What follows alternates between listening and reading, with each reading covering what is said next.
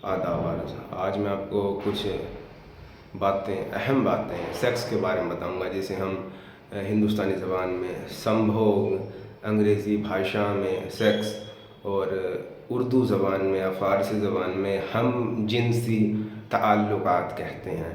तो मैं आपको कुछ बड़े अदीब या हमारे बड़े इंसान या बड़े सूफ़ी दरवेशों के या फ़िलोसफ़र्स के पहले इस पे ख़याल बताता हूँ, और फिर मैं आपको हकीकत में कुछ और बातें इसके बारे में बताऊँगा, जितना बेहतर मैं अच्छे से बता पाऊँ या समझा पाऊँ। तो मैं आपको आचार्य रजनीश का एक कथन सुनाता हूँ या एक कौल सुनाता हूँ या उनकी बात बताता हूँ कि किस बेहतरीन तरीके से उन्होंने इस चीज़ को, इस बात को बयान किया, सेक्स को और सेक्स के बारे में एक अहम चीज़ को। तो उन्होंने कहा कि भाई अब हिंदुस्तान तो रूढ़िवादी इलाका है, या यहाँ के लोग हमेशा पिछड़ेपन की तरफ रहे हैं और सेक्स के मसले से हमेशा बचते रहे हैं। लेकिन आचार्य रजनीश इस बात को कैसे कहते हैं? वो कहते हैं कि हर एक लड़का और हर एक लड़की को खुद स्वयं परमात्मा काम वासना से सजा कर भेजता है। जैसे कि एक पेंटर अपने मास्टरपीस को सजाता है, ऐसे ही वो जो सबसे बड़े मुसव्विर हैं भगवान, उन्होंने हर एक लड़के को, हर एक लड़की को काम वासना से सजाया है। तो ये कुदरत की तरफ से हमको सबसे बड़ा तोहफ़ा है सेक्स, जिसे दुनिया भर में टबू माना जाता है, जिसका विरोध बड़ा किया जाता है। दूसरा जुमला था कि सेक्स करने में क्या बुराई है या मास्टरबेशन करने में क्या बुराई है। तो एक उसमें मैं आपको बताता हूँ करना चाहिए ना या नहीं करना चाहिए, या इसमें बुराई है अच्छाई है। तो एक बहुत मशहूर जुमला मैंने पढ़ा था वो सेक्स के बारे में, उससे आपकी सारी गलत धारणाएं गिर जाती हैं। उसमें कहते हैं कि सेक्स करने में या मास्टरबेशन करने में सिर्फ एक ही बुराई है, वो ये है कि इसे ठीक या अच्छे तरीके से नहीं कर पाना, बाकी इसके सिवाय कोई बुराई नहीं है। ये दूसरी बात। तीसरी बात थी कि जो सखा एक बड़े मशहूर अदीब हैं और सूफ़ी हैं और बड़े बाकमाल आदमी हैं, उन्होंने कहा था, मैंने उनके मार्फत सुना था सेक्स के बारे में। वो कहते हैं कि सेक्स जीवन के सबसे बड़े आनंदों में से एक आनंद है।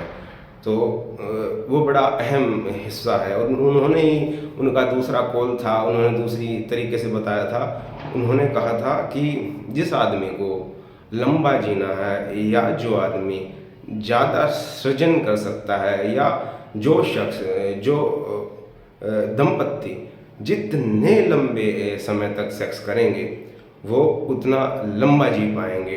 ये प्रकृति के गुण हैं। ये मैंने उनसे सुना था। और काम वासना में एक सबसे बड़ी अहम बात वो बताएं। ये मैंने चौथी बात मैंने प्रशांत आचार्य के मुंह से सुनी थी। ये इन सभी बातों में सबसे अहम बात है, या इस चीज़ की नींव है कि सेक्स किससे और कैसे करें। तो इसमें प्रशांत आचार्य ने कहा था कि वीर्य का शुद्धिकरण होना चाहिए, यानी कि जो हमारा स्पर्म है वो बिल्कुल विशुद्ध होना चाहिए, बिल्कुल पाक और पाकीज़ा। ये इसी को ही ब्रह्मचर्य कहा जाता है। यानी ये नहीं है उसमें कि ब्रह्मचर्य में सेक्स नहीं है, ब्रह्मचर्य में है जिसकी चर्या ब्रह्म जैसी हो, जो सिर्फ उस मादा तक सीमित है जो कुदरत ने उसे दी है।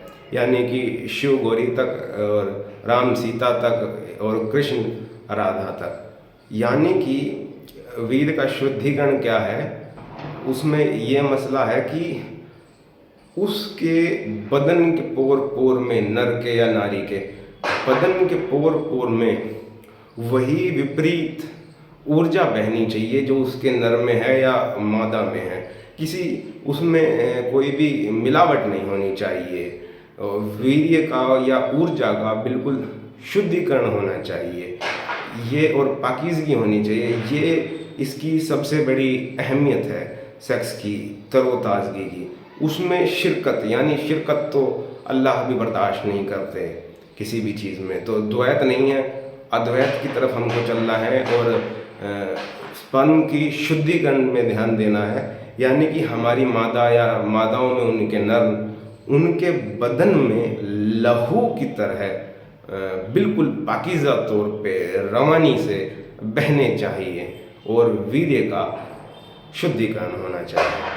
और आखिरी बात कि सेक्स ज़िंदगी के सबसे बड़े आनंदों में से एक आनंद है। तो हमारे दिमाग से जो गलत ख्याल घटिया समाज ने भर रखा है कि एक सेक्स एक टबू है, उसे हमें निकाल फेंकना चाहिए और एक उन्नत समाज की नींव रखनी चाहिए। आदाब।